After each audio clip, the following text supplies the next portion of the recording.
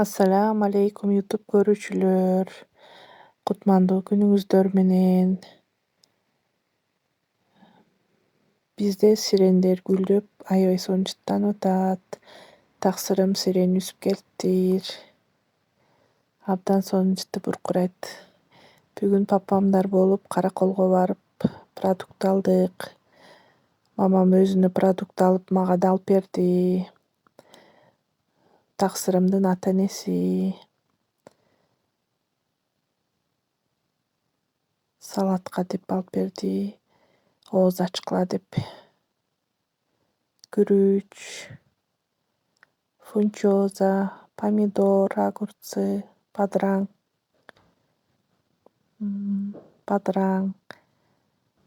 эт,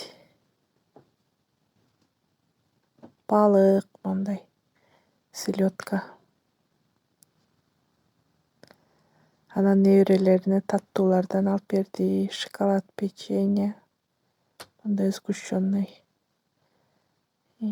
арахис, салатка деп фри, анан ооз ачканга курма. Ушуларды алып берди. Аллах ыраазы болсун. Ата-энелерибиз бар болсун, ар дайым оорубасын. Анан мамам моундай гүлдүн отросткасын берип ийиптир. Отургузуп койдум. Кызыл болуп жакшы гүлдөйт. Атын билбейт экем.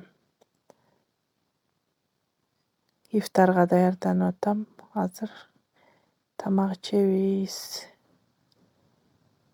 Ооз ачып коюп, шам намазын окуп коюп, тамак ичебиз. Мен муну салып даярдап коём.